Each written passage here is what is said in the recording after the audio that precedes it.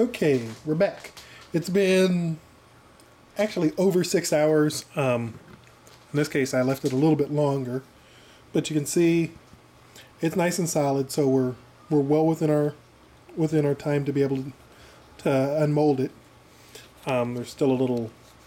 See where I screwed up my pour, but you can tell that it's nice and firm, nice and solid, so we don't really have to worry about it. So now comes the real fun part. I'm going to go ahead and peel this off of here. For lucky, aha, we're in luck. Came off in one piece. Sometimes you got to cut the ring to get them off. This one I didn't really have to. Our pieces actually came off of our backer board, but that's okay.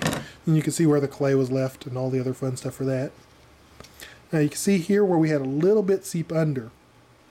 We'll just go ahead and peel that back because there wasn't that much of it. Looking pretty good. I'm going to try and pop this out of the mold form. Just push on it from the back. There we go. So it's out of the mold form, and we'll peel off some of this extra rubber. There we go. It's not sticky, but it definitely will attach itself to you. Okay, so now we're all set to pop out our pieces.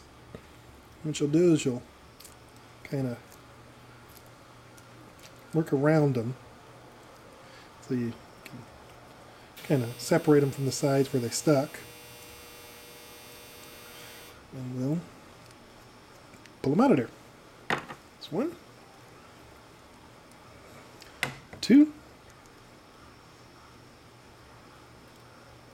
Alright, that one's a little tighter. 3, and number 4. And that's it. There you have it. You got your mold. Now you can see there's a little ridge. Try and get this a little closer so you can see it. There's a little ridge right there. Those are from, if you look real close on these, and it's hard to tell in the video, but there's a slight little lip between the base and the piece that I've attached to it. Part of the overhang on them. You can see it, it's fairly deep in that one. I'm trying to see if I can get, if I flex the mold, you can see it a little better. Right there at the end of my thumb, you see that little piece that comes up. That's where some of it got underneath it. That's okay. We won't really worry about those too much. I mean, if you really wanted to really clean up the mold, you can come in here with like an X-Acto knife and clear those out. For the most part, though, when you go to pour your resin in it the first time, as the more you pour it, the more those are going to just go away.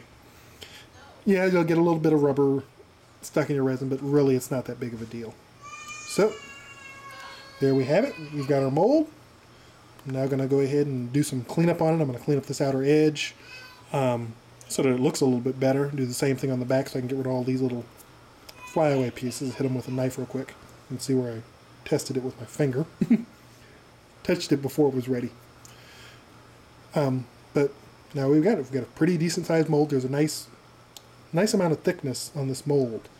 So that way we've got a nice solid mold that we know we're going to get a lot of cast on.